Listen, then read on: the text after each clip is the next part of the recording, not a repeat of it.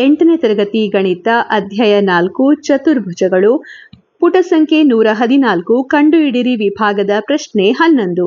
ಈ ಕೆಳಗಿನ ಹೇಳಿಕೆಗಳು ಸರಿಯೋ ಅಥವಾ ತಪ್ಪು ಎಂದು ತಿಳಿಸಿ ನಿಮ್ಮ ಉತ್ತರಗಳನ್ನು ಸಮರ್ಥಿಸಿ.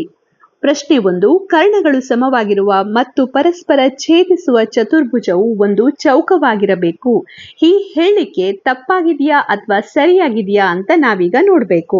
ಸೊ ನೀವು ಚೌಕ ಅಂತ ಹೇಳಿದ್ರೆ ನಮಗೆ ಮೊದಲೇ ಗೊತ್ತಿದೆ ಚೌಕದಲ್ಲಿರುವಂತಹ ಕರ್ಣಗಳು ಏನಾಗಿರ್ತದೆ, ಚೌಕದಲ್ಲಿರುವಂತಹ ಕರ್ಣಗಳು ಯಾವಾಗಲೂ ಕೂಡ ಸಮವಾಗಿರ್ತದೆ. ಹಾಗೆ ಚೌಕದಲ್ಲಿರುವಂತಹ ಕರ್ಣಗಳು ಪರಸ್ಪರ ಅರ್ಧಿಸುತ್ತವೆ. ಅಂದ್ರೆ ಈ ಭಾಗಕ್ಕೆ ಸಮ, ಇಲ್ಲಿರುವಂತ ಕರ್ಣದಲ್ಲಿರುವಂತ ಎಲ್ಲಾ ಭಾಗಗಳು ಒಂದಕ್ಕೊಂದು ಸಮವಾಗಿರ್ತದೆ. ಮತ್ತೆ ಕೋನ ಕೂಡ 90 ಡಿಗ್ರಿ ಆಗಿರ್ತದೆ. ಆದ್ರಿಂದ ಕೇವಲ ಕರ್ಣಗಳು ಸಮವಾಗಿದೆ ಮತ್ತೆ ಪರಸ್ಪರ ಛೇದಿಸ್ತಾ ಇದೆ ಅಂತ ಹೇಳಿದ್ರೆ ಅದನ್ನ ನಾವು ಚೌಕ ಅಂತ ಹೇಳಲಿಕ್ಕೆ ಸಾಧ್ಯವಾಗುವುದಿಲ್ಲ. ಆದ್ರೆ ಅದು ಆಯತ ಆಗ್ಬೋದು. ಯಾಕೆಂದ್ರೆ ಆಯತದಲ್ಲಿ ಕರ್ಣಗಳು ಪರಸ್ಪರ ಸಮವಾಗಿದೆ ಮತ್ತೆ ಛೇದಿಸ್ತಾ ಇರ್ತದೆ. ಹಾಗಾಗಿ ಅದನ್ನು ನಾವು ಆಯತ ಅಂತ ಹೇಳ್ಬಹುದು. ಚೌಕವು ಆಯತದ ಒಂದು ವಿಶೇಷವಾದ ಆಕೃತಿಯಾಗಿದೆ. ಚೌಕ ಕೂಡ ಆಯತವೇ ಆಗಿದೆ. ಆದ್ರೆ ಇದಕ್ಕೆ ಸರಿಯಾದ ಉತ್ತರ ನಾವಿಲ್ಲಿ ಆಯತ ಅಂತ ಹೇಳ್ಬೋದು. ಸೊ ಇಲ್ಲಿ ಕೊಟ್ಟಿರುವಂತ ಹೇಳಿಕೆ ಏನಿದೆ, ಈ ಹೇಳಿಕೆಯು ತಪ್ಪಾಗಿದೆ. ಕರ್ಣಗಳು ಸಮವಾಗಿರುವ ಮತ್ತು ಪರಸ್ಪರ ಛೇದಿಸುವ ಚತುರ್ಭುಜವು ಒಂದು ಆಯತವಾಗಿರಬೇಕು ಅಂತ ನೀವಿಲ್ಲಿ ಬರೀಬಹುದು ಉತ್ತರವನ್ನ. ಪ್ರಶ್ನೆ 1ರ ಉತ್ತರವನ್ನ ನೀವು ಈ ರೀತಿಯಲ್ಲಿ ಬರೀಬಹುದು. ಈ ಹೇಳಿಕೆ ತಪ್ಪು, ಏಕೆಂದರೆ ಕರ್ಣಗಳು ಸಮವಾಗಿರುವ ಮತ್ತು ಪರಸ್ಪರ ಛೇದಿಸುವ ಚತುರ್ಭುಜವು ಒಂದು ಆಯತವಾಗಿದೆ. Next question number 2. 3 ಲಂಬ ಕೋನಗಳನ್ನು ಹೊಂದಿರುವ ಚತುರ್ಭುಜವು ಒಂದು ಆಯತವಾಗಿರಬೇಕು ಅಂತ ಹೇಳಿದ್ದಾರೆ. ಸೊ 3 ಲಂಬ ಕೋನಗಳನ್ನು ಹೊಂದಿರುವಂತ ಚತುರ್ಭುಜ ಅಂತ ಹೇಳಿದ್ರೆ ಈಗ ನೀವು ಯಾವುದೇ ಒಂದು ಚತುರ್ಭುಜವನ್ನ ತೆಗೆದುಕೊಂಡ್ರೆ ಅದರಲ್ಲಿ 3 ಕೋನಗಳು ಲಂಬ ಕೋನಗಳಾಗಿದ್ರೆ, ಅಂದ್ರೆ 3 ಕೋನಗಳು, ಈ ಕೋನ 90 ಡಿಗ್ರಿ, ಇದು 90 ಡಿಗ್ರಿ, ಹಾಗೆ ಇದು ಕೂಡ 90 ಡಿಗ್ರಿ ಆಗಿದ್ರೆ ಆಗ 4ನೇ ಕೋನ ಕೂಡ 90 ಡಿಗ್ರಿ ಆಗಿರ್ತದೆ. ಯಾಕೆಂದ್ರೆ ಚತುರ್ಭುಜದ 4 ಕೋನಗಳ ಮೊತ್ತ ಎಷ್ಟು? 360 ಡಿಗ್ರಿ.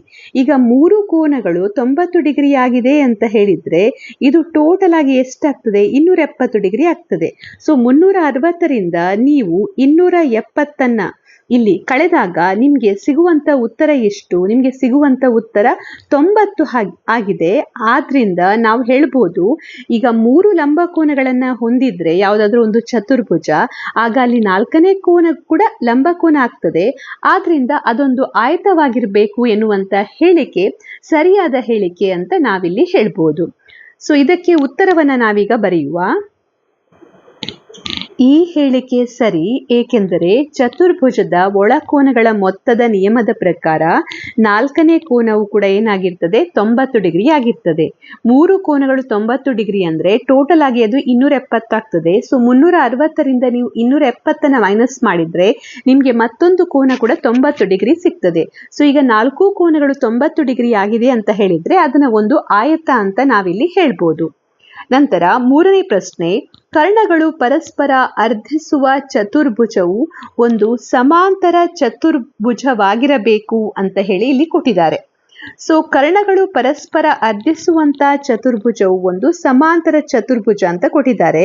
ಸೊ ಕರ್ಣಗಳು ಪರಸ್ಪರ ಅರ್ಧಿಸ್ತಾ ಇದೆ ಅಂತ ಹೇಳಿದ್ರೆ ನಾವು ಅದನ್ನ ಸಮಾಂತರ ಚತುರ್ಭುಜ ಅಂತ ಹೇಳ್ಬೋದು. ಯಾಕೆಂದ್ರೆ ನೀವು ಆಯತವನ್ನ ತೆಗೆದುಕೊಂಡ್ರೆ ಆಯತದಲ್ಲೂ ಕೂಡ ಕರ್ಣಗಳು ಪರಸ್ಪರ ಅರ್ಧಿಸುತ್ತವೆ. ಹಾಗೆ ಚೌಕವನ್ನ ತೆಗೆದುಕೊಂಡ್ರೆ ಅದರಲ್ಲೂ ಕೂಡ ಕರ್ಣಗಳು ಪರಸ್ಪರ ಅರ್ಧಿಸುತ್ತವೆ. ಹಾಗೆ ನೀವು ವಜ್ರಾಕೃತಿಯನ್ನ ತೆಗೆದುಕೊಂಡ್ರೆ ಅದರಲ್ಲೂ ಕೂಡ ಕರ್ಣಗಳು ಪರಸ್ಪರ ಅರ್ಧಿಸುತ್ತವೆ. ಹಾಗೆ ಈ ಎಲ್ಲಾ ಆಕೃತಿಗಳು ಏನಾಗಿದೆ, ಇವೆಲ್ಲವೂ ಕೂಡ ಸಮಾಂತರ ಚತುರ್ಭುಜಗಳಾಗಿವೆ. ಆದ್ರಿಂದ ಈ 3ನೇ ಹೇಳಿಕೆ ಕರ್ಣಗಳು ಪರಸ್ಪರ ಅರ್ಧಿಸುವ ಚತುರ್ಭುಜವು ಒಂದು ಸಮಾಂತರ ಚತುರ್ಭುಜವಾಗಿದೆ. ಈ ಹೇಳಿಕೆಯು ಸರಿಯಾದ ಹೇಳಿಕೆ ಅಂತ ನಾವಿಲ್ಲಿ ಹೇಳ್ಬೋದು. ಪ್ರಶ್ನೆ 3ಕ್ಕೆ ಉತ್ತರವನ್ನ ಈ ರೀತಿಯಲ್ಲಿ ಬರೆಯಿರಿ. ಈ ಹೇಳಿಕೆ ಸರಿ. ಒಂದು ಚತುರ್ಭುಜದ ಕರ್ಣಗಳು ಪರಸ್ಪರ ಅರ್ಧಿಸಿದರೆ ಆ ಚತುರ್ಭುಜವು ಸಮಾಂತರ ಚತುರ್ಭುಜವಾಗಿದೆ ಅಂತ ನಾವು ಹೇಳ್ಬೋದು. ಯಾಕೆ ಅಂದ್ರೆ ಕರ್ಣಗಳು ಪರಸ್ಪರ ಅರ್ಧಿಸುವುದು ಚೌಕ, ಆಯತ ಹಾಗೆ ವಜ್ರಾಕೃತಿ, ಈ 3 ಆಕೃತಿಯಲ್ಲಿ ಕೂಡ ಕರ್ಣಗಳು ಪರಸ್ಪರ ಅರ್ಧಿಸುತ್ತವೆ. ಮತ್ತೆ ಈ 3 ಆಕೃತಿಗಳು ಏನಾಗಿದೆ? ಸಮಾಂತರ ಚತುರ್ಭುಜಗಳಾಗಿವೆ. ಹಾಗಾಗಿ ಇಲ್ಲಿ ಕೊಟ್ಟಿರುವಂತ ಹೇಳಿಕೆ ಸರಿಯಾದ ಹೇಳಿಕೆ ಅಂತ ನಾವಿಲ್ಲಿ ಹೇಳ್ಬೋದು. ನೆಕ್ಸ್ಟ್ ಕ್ವಶನ್ ನಂಬರ್ 4, ಕರ್ಣಗಳು ಪರಸ್ಪರ ಲಂಬವಾಗಿರುವಂತಹ ಚತುರ್ಭುಜವು ಒಂದು ವಜ್ರಾಕೃತಿ ಆಗಿರಬೇಕು ಅಂತ ಕೇಳಿದ್ದಾರೆ. ಸೊ ಇಲ್ಲಿ ಕರ್ಣಗಳು ಪರಸ್ಪರ ಲಂಬವಾಗಿರುವಂತ ಚತುರ್ಭುಜವು ಒಂದು ವಜ್ರಾಕೃತಿ ಆಗಿರ್ಬೇಕು. ಸೊ ಕರ್ಣಗಳು ಪರಸ್ಪರ ಲಂಬವಾಗಿರುವಂತಹ ಚತುರ್ಭುಜ ಅಂತ ಹೇಳಿದ್ರೆ ಏನರ್ಥ? ನೀವೀಗ ಚೌಕವನ್ನ ತೆಗೆದುಕೊಂಡ್ರೆ ಅದರಲ್ಲಿ ಕರ್ಣಗಳು ಪರಸ್ಪರ ಅರ್ಧಿಸುತ್ತವೆ, ಹಾಗೆ ಅವುಗಳ ನಡುವೆ ಉಂಟಾಗುವಂತ ಕೋನ ಏನಾಗಿರ್ತದೆ? 90 ಡಿಗ್ರಿ ಆಗಿರ್ತದೆ. ಹಾಗೆ ನೀವು ವಜ್ರಾಕೃತಿಯನ್ನ ತೆಗೆದುಕೊಂಡ್ರೆ ಅಲ್ಲಿ ಕೂಡ ಕರ್ಣಗಳು ಪರಸ್ಪರ ಅರ್ಧಿಸುತ್ತವೆ, ಹಾಗೆ ಅಲ್ಲಿ ಇರುವಂತ ಕೋನಗಳು ಕೂಡ ಏನಾಗಿರ್ತದೆ? ಅವುಗಳು ಕೂಡ 90 ಡಿಗ್ರಿ ಆಗಿರ್ತದೆ. ಆದ್ರಿಂದ ಕೇವಲ ಕರ್ಣಗಳು ಪರಸ್ಪರ ಲಂಬವಾಗಿದ್ರೆ ಅದನ್ನ ವಜ್ರಾಕೃತಿ ಅಂತ ಹೇಳಲಿಕ್ಕೆ ಸಾಧ್ಯವಾಗುವುದಿಲ್ಲ. ಅದರ ಜೊತೆಗೆ ಕರ್ಣಗಳು ಅಲ್ಲಿ ಪರಸ್ಪರ ಅರ್ಧಿಸ್ತಾ ಇರಬೇಕು, ಆಗ ಮಾತ್ರ ನಾವು ಅದನ್ನ ವಜ್ರಾಕೃತಿ ಅಂತ ಹೇಳ್ಬೋದು. ಕೇವಲ ಈ 4ನೇ ಒಂದು ಗುಣವನ್ನ ಹಿಡಿದುಕೊಂಡು ನಾವು ಈ ನಮ್ಗೆ ಕೊಟ್ಟಂತ ಆಕೃತಿ ವಜ್ರಾಕೃತಿ ಅಂತ ಹೇಳಲಿಕ್ಕಾಗುದಿಲ್ಲ. ವಜ್ರಾಕೃತಿ ಆಗ್ಬೇಕಾದ್ರೆ ಅಲ್ಲಿ ಕರ್ಣಗಳು ಪರಸ್ಪರ ಅರ್ಧಿಸ್ತಾ ಇರಬೇಕು, ಹಾಗೆ ಪರಸ್ಪರ ಲಂಬವಾಗಿ ಅರ್ಧಿಸ್ತಾ ಇರಬೇಕು. ಆ ಎರಡೂ ಕೂಡ ಗುಣಲಕ್ಷಣ ಇರಬೇಕು. ಆದ್ರಿಂದ ಇಲ್ಲಿ ಕೊಟ್ಟಿರುವಂತ ಹೇಳಿಕೆ 4ನೇ ಹೇಳಿಕೆ ತಪ್ಪು ಹೇಳಿಕೆ ಅಂತ ನಾವಿಲ್ಲಿ ಹೇಳ್ಬೋದು. ಸೊ ಇದಕ್ಕೆ ಉತ್ತರವನ್ನ ಈ ರೀತಿಯಲ್ಲಿ ಬರೀ. ಈ ಹೇಳಿಕೆ ತಪ್ಪು, ಏಕೆಂದರೆ ವಜ್ರಾಕೃತಿಯಲ್ಲಿ ಕರ್ಣಗಳು ಲಂಬವಾಗಿರುವುದರ ಜೊತೆಗೆ ಅವು ಒಂದನ್ನೊಂದು ಪರಸ್ಪರ ಅರ್ಧಿಸುವುದು ಕೂಡ ಅಗತ್ಯವಾಗಿರ್ತದೆ. ಆಗ ಮಾತ್ರ ಅದನ್ನು ನಾವು ವಜ್ರಾಕೃತಿ ಅಂತ ಹೇಳಲಿಕ್ಕೆ ಸಾಧ್ಯ. ಕೇವಲ ಕರ್ಣಗಳು ಪರಸ್ಪರ ಲಂಬವಾಗಿದ್ರೆ ಅದನ್ನ ವಜ್ರಾಕೃತಿ ಅಂತ ಹೇಳಲಿಕ್ಕೆ ಸಾಧ್ಯ ಆಗುದಿಲ್ಲ. ಅದು ಚೌಕ ಕೂಡ ಆಗಿರ್ಬೋದು. ಹಾಗಾಗಿ ಈ ಹೇಳಿಕೆ ತಪ್ಪು ಅಂತ ನಾವು ಹೇಳ್ಬೋದು. ನೆಕ್ಸ್ಟ್ ಕ್ವಶನ್ ನಂಬರ್ 5, ಅಭಿಮುಖ ಕೋನಗಳು ಸಮವಾಗಿರುವಂತಹ ಚತುರ್ಭುಜವು ಒಂದು ಸಮಾಂತರ ಚತುರ್ಭುಜವಾಗಿರಬೇಕು ಅಂತ ಹೇಳಿದ್ದಾರೆ. ಸೊ ಅಭಿಮುಖ ಕೋನಗಳು ಸಮವಾಗಿರುವಂತಹ ಚತುರ್ಭುಜ. ಸೊ ನೀವು ಅಭಿಮುಖ ಕೋನಗಳು ಸಮವಾಗಿದೆ ಅಂತ ಹೇಳಿದ್ರೆ ಅದನ್ನ ನಾವು ಸಮಾಂತರ ಚತುರ್ಭುಜ ಅಂತ ಹೇಳ್ಬೋದು. ಯಾಕೆಂದ್ರೆ ಬೇರೆ ನೀವು ಚತುರ್ಭುಜಗಳನ್ನ ತೆಗೆದುಕೊಂಡ್ರೆ, ಈಗ ಚೌಕವನ್ನ ತೆಗೆದುಕೊಂಡ್ರೆ ಅಲ್ಲಿ ಎಲ್ಲಾ ಕೋನಗಳು 90 ಡಿಗ್ರಿ ಆಗಿರ್ತದೆ, ಅಲ್ಲಿ ಅಭಿಮುಖ ಕೋನಗಳು ಸಮವಾಗಿರ್ತದೆ. ಆಯತವನ್ನ ತೆಗೆದುಕೊಂಡ್ರೆ ಅಲ್ಲಿ ಕೂಡ ಎಲ್ಲಾ ಕೋನಗಳು 90 ಡಿಗ್ರಿ ಆಗಿರ್ತದೆ, ಹಾಗಾಗಿ ಅಲ್ಲಿ ಕೂಡ ಅಭಿಮುಖ ಕೋನಗಳು ಸಮವಾಗಿರ್ತದೆ. ಆದ್ರಿಂದ ಈ ಚೌಕ ಆಯತ ಎನ್ನುವಂಥದ್ದು ಸಮಾಂತರ ಚತುರ್ಭುಜವೇ ಆಗಿರೋದ್ರಿಂದ ನಾವಿಲ್ಲಿ ಸಮಾಂತರ ಚತುರ್ಭುಜದಲ್ಲಿ ಅಭಿಮುಖ ಕೋನಗಳು ಸಮವಾಗಿದ್ರೆ ಅದನ್ನ ಸಮಾಂತರ ಚತುರ್ಭುಜ ಅಂತ ಹೇಳ್ತೇವೆ ಅಂತ ಹೇಳ್ಬೋದು. ಸೊ ಈ ಹೇಳಿಕೆಯು ಸರಿಯಾದ ಹೇಳಿಕೆ. ಇದರ ಉತ್ತರವನ್ನ ಈ ರೀತಿಯಲ್ಲಿ ಬರೆಯಿರಿ. ಈ ಹೇಳಿಕೆ ಸರಿ. ಒಂದು ಚತುರ್ಭುಜದ ಅಭಿಮುಖ ಕೋನಗಳು ಸಮವಾಗಿದ್ದರೆ ಅದು ಸಮಾಂತರ ಚತುರ್ಭುಜವಾಗುತ್ತದೆ.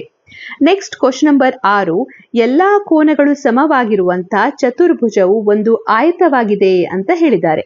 ಸೊ ಎಲ್ಲಾ ಕೋನಗಳು ಸಮವಾಗಿದೆ ಅಂತ ಹೇಳಿದ್ರೆ ಏನರ್ಥ? ಆ ಚತುರ್ಭುಜದ ಕೋನಗಳು, ಪ್ರತಿಯೊಂದು ಕೋನಗಳು ಏನಾಗಿರ್ಬೇಕು? 90 ಡಿಗ್ರಿ ಆಗಿರ್ಬೇಕು. ಆಗ ಮಾತ್ರ ಎಲ್ಲಾ ಕೋನಗಳು ಸಮವಾಗಿರ್ತದೆ. ಈಗ ಚತುರ್ಭುಜ ಅಂತ ಹೇಳಿದ್ರೆ ಅಲ್ಲಿ 4 ಕೋನಗಳಿರ್ತದೆ. ಸೊ ಟೋಟಲ್ ಆಗಿ ಚತುರ್ಭುಜದ ಕೋನಗಳ ಮೊತ್ತ 360 ಡಿಗ್ರಿ. ಸೊ 360 ಡಿಗ್ರಿ ಭಾಗಿಸು 4 ಅಂತ ಮಾಡಿದಾಗ ನಿಮ್ಗೆ 90 ಡಿಗ್ರಿ ಸಿಗ್ತದೆ.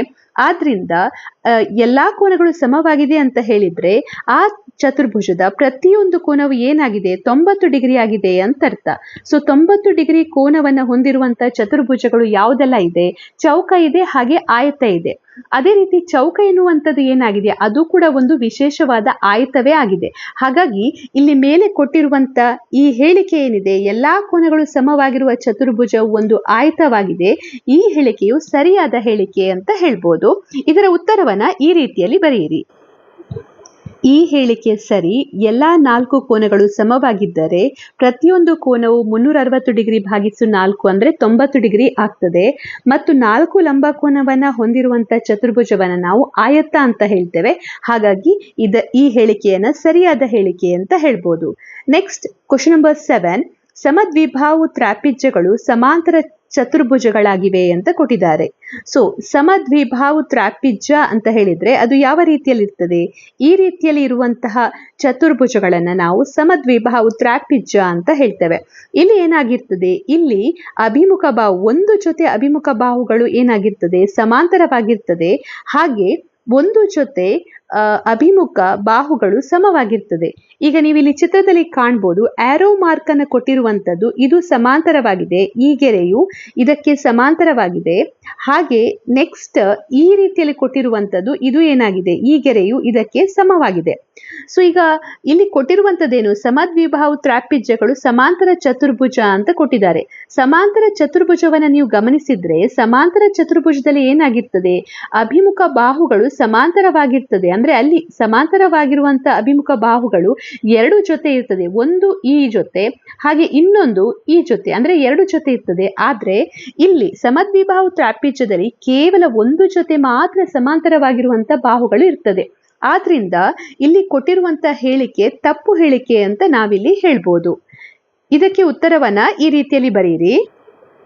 ಈ ಹೇಳಿಕೆ ತಪ್ಪು, ಏಕೆಂದರೆ ಸಮದ್ವಿಬಾಹು ತ್ರಾಪಿಜ್ಯ ಕೇವಲ ಒಂದು ಜೋಡಿ ಸಮಾಂತರ ಬಾಹುಗಳನ್ನ ಹೊಂದಿದೆ, ಆದರೆ ಸಮಾಂತರ ಚತುರ್ಭುಜವು ಎರಡು ಜೋಡಿ ಸಮಾಂತರ ಬಾಹುಗಳನ್ನ ಹೊಂದಿದೆ ಅಂತ ಹೇಳಿ ನೀವಿಲ್ಲಿ ರೀಸನ್ ಅನ್ನ ಕೊಡ್ಬೋದು.